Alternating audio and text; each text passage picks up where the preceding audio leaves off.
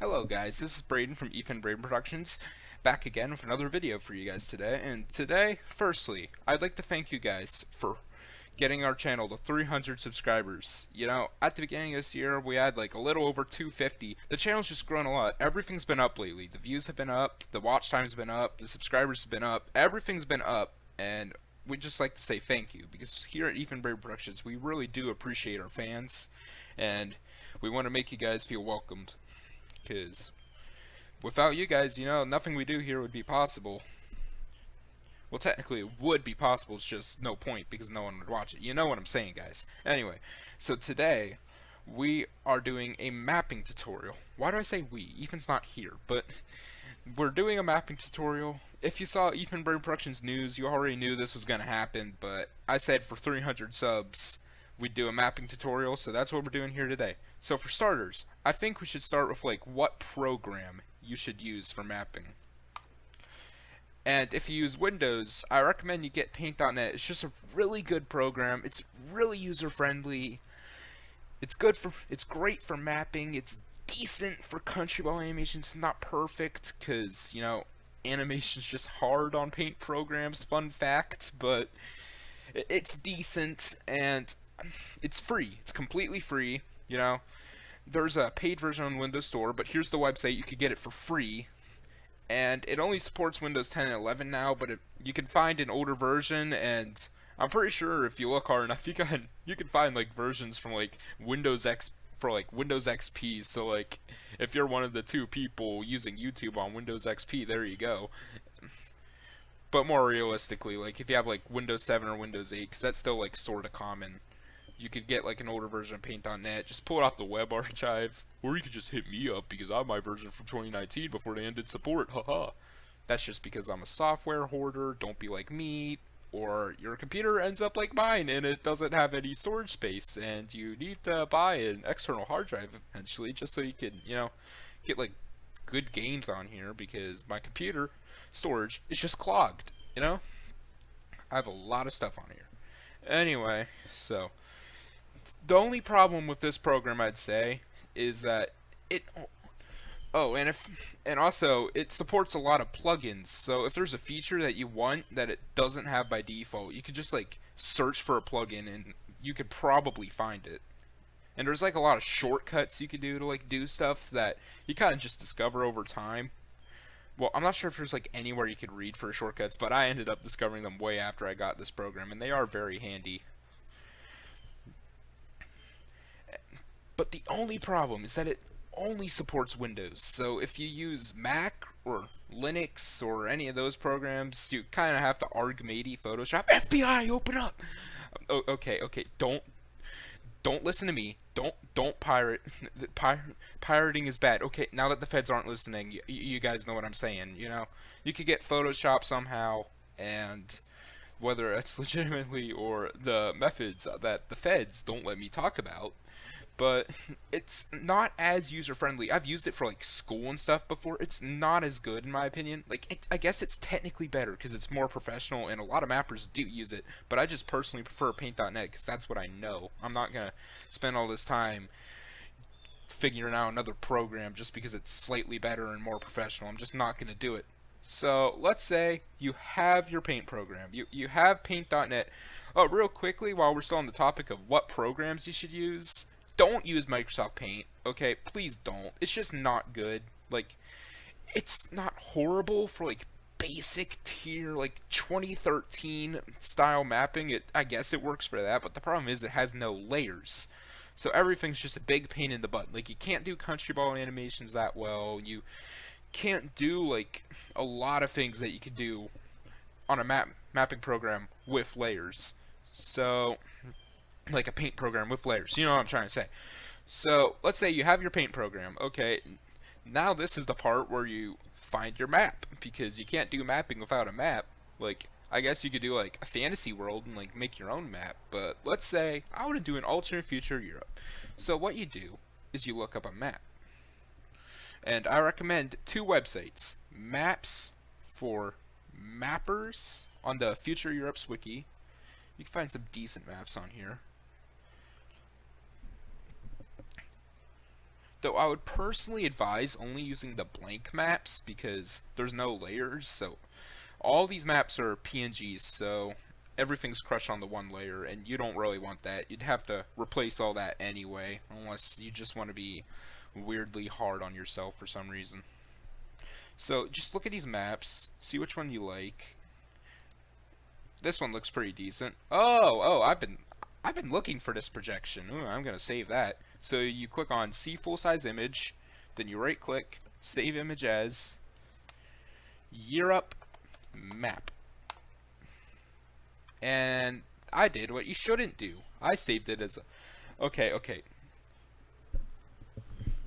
Tips for people on the internet: never save as a WebP, okay? Those things are freaking useless. What you want to do is, if it only lets you save as a WebP, select all files and then save as a PNG. You want PNG, that's what you want. Now I'm going to delete the WebP real quick. Oh, that's the version I do want. Alright, there we go. We have our map. Alright. But let's say, you think the map I downloaded sucks butt, You think it's absolute dog crap and you want a better map. Well, and let's just say you didn't like any of the other maps on Maps for Mappers either, because, you're picky. I'm also kind of picky sometimes, but luckily I got you covered. There's one other website you could use. Blank Atlas. This website has a lot of good maps, and I would recommend it.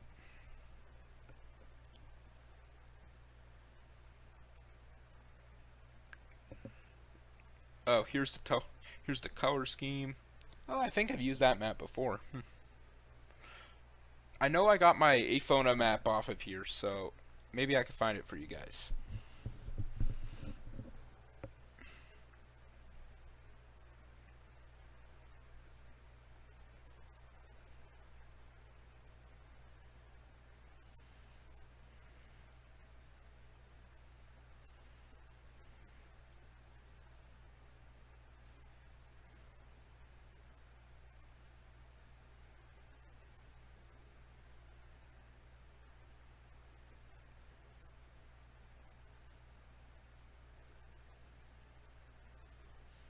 Okay, I couldn't find my Aphona map, but trust me that this website has some good maps. I would recommend looking at it. Just if you can't find like a good map on Maps for Mappers, this is definitely a good place to look. Okay, now we have our crappy map. You may notice this map is different from the one I had before. That's because of something I forgot to mention. Sometimes the maps have like anti-alias borders, and they're just really difficult to work with. You don't want that. Preferably the borders aren't anti-alias. You don't know what that means.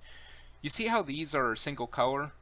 Yeah, some maps have them like varying different colors, like different shades of gray along these borders, and that's not what you want, because that looks like really bad, and it's just pain to work with. It actually doesn't look horrible. It's just really hard to work with, and it's difficult.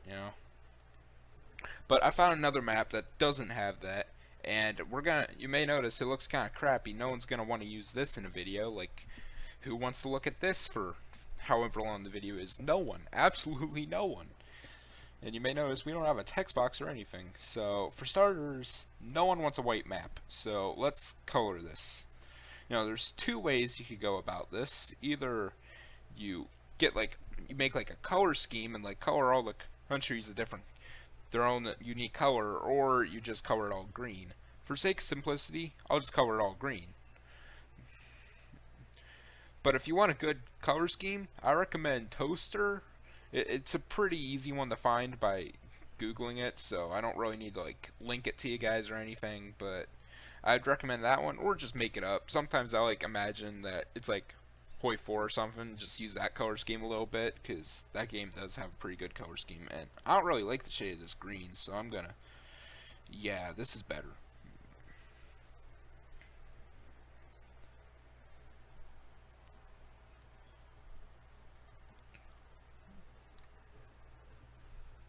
Alright, there we go.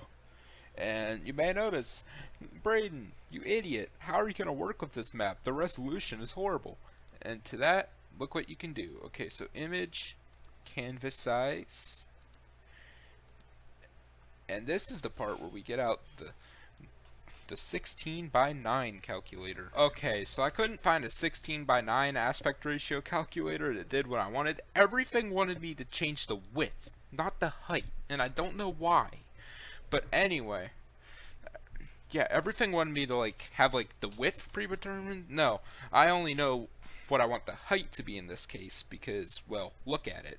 Anyway, so what I did is I did a very big brain move, and I opened up one of my other files, which happens to be 16 by 9, and just attempted to resize it, and I pressed maintain aspect ratio, I checked that off, and then I just copy and pasted the width I got for the height I inputted. And yeah, so if you ever end up in that situation, just Google an image at 16 by 9 and download it and open it in Paint.net, I guess. So, okay. As you can see, our image is now 16 by 9. It's not the best map by any means, but this is kind of just to show you guys what we're doing, you know? And also, I'm going to do something very unprofessional here, but I'm going to close off these borders without like tracing anything. I'm just going to do it. Oh, that's not even the right brush size. Eh.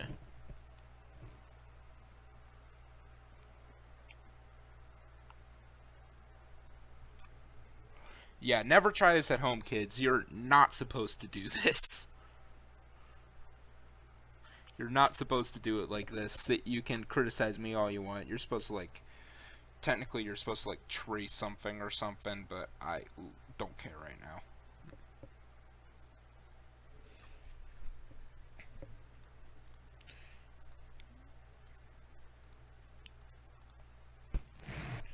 Alright, so once again, don't do that. You're not supposed to do that. I just did it because it was going to bother me if that area was just open. So now let's get to the cool part. Alright, so now we can do like all the fancy effects. So let's add a texture. Okay, so you could download these on the Maps for Mappers as well, but I just have one pre-downloaded, so I'm gonna just get that out for you guys, just to show you guys what I'm doing. And by I have one pre-downloaded, I mean I am gonna go on my phone map, steal the one that I at one point downloaded, copy and paste it here, keep canvas size, and then you set the opacity really low, so it's at like 40. See, that looks pretty neat, doesn't it?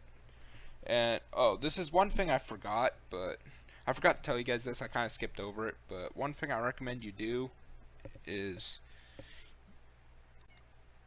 you delete all the water, and then you put the water on a separate layer. Just makes things a lot easier.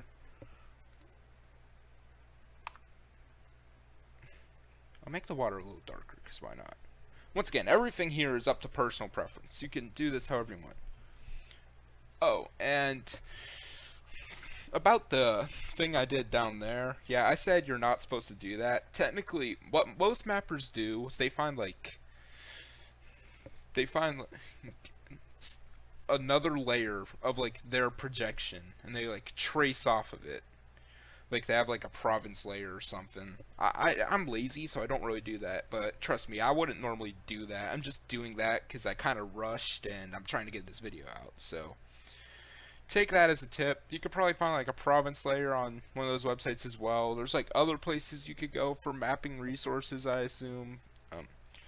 So the next thing I want to show you guys is I want to show you border glow. This is something I learned recently, and I want to show you guys because it's pretty cool. So what we want to do is we want to select the borders. Oh, and quick tip, if you want to select all of the same color at once without like individually selecting the borders of all the little islands, like just all that stuff, you could just hold down shift while using the magic wand tool and it should select all of that color. So now what we're going to do is Control C, Control V. So we Control C, Control V onto that layer. As you can see, we have it on a whole nother layer now. And now what we're going to do is we're going to select all the transparent area. I didn't know this until Matthew taught me, so kudos to him. He taught me how to do this. So photo glow. There's your border glow. That looks pretty nifty, doesn't it? Yeah, it took me some getting used to as well. And maybe this map isn't perfect for it. So, here we are. Here's our map.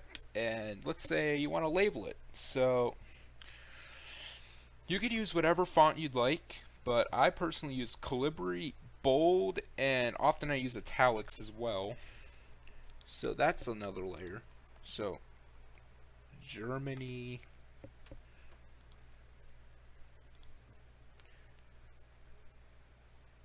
Once again, this is like very simplistic, like very basic level. I'll go more in depth on like in like other videos, but as you can see, you could just label it like this. You can like hold on, you can like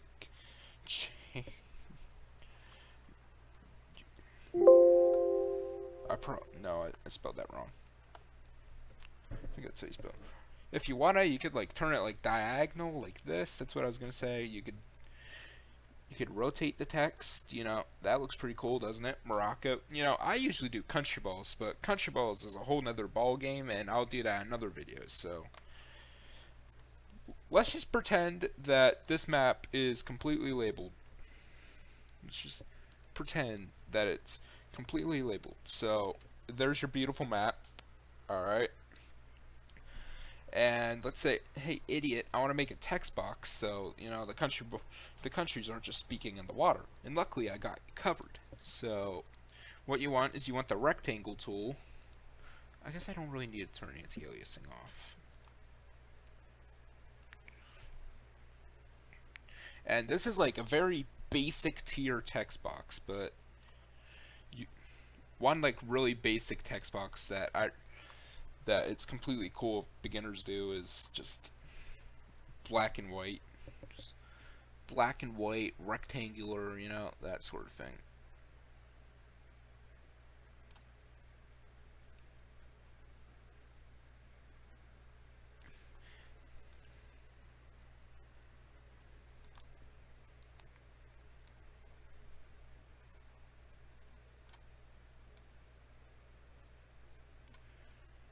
And that text box is a little too big for my liking, so I'm going to make it smaller. Perfect. Now, one thing I recommend you do is you lower the opacity on the text box later. Not by a lot, just by a little bit. Yeah, so it looks like that. Actually, just up a tad bit. I like the watercolor kind of getting into it a little bit, but not that much. Yeah, that's great. And then you just add like the date and that stuff. So let's say this mapping series takes place near 2025. Alright.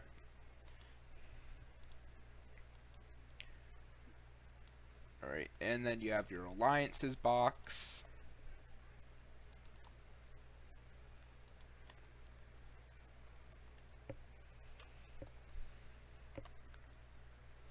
Oh, and tip. Always turn on anti-aliasing for the text. Just the text. I appear to have forgotten to turn it on, but I recommend using anti-aliasing for the text. So, there we are. There's alliances. So, I'm going to add all the text to the Europe map, though. Let me stop the video, and I will start recording again once I have my map done. Okay, now that we have a beautiful map, we can actually get to the important stuff in making the video. You know, actually making the video. Hey boss, you're not going to get away with this. That's clearly your alternate future North Atlantic map, and you're cheating. You know, you were supposed to edit that map you had before. This obviously isn't the same map. Oh, shut up, Gary.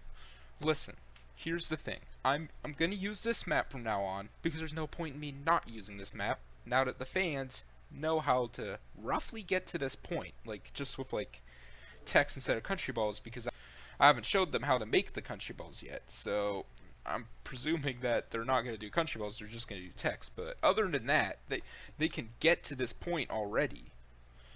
Alright, that's it for this video. Join me in part 2 where we discuss wars, dialogue, you know, the important stuff. Plus I'll do maybe another video where I make country balls. Peace, Braden, out.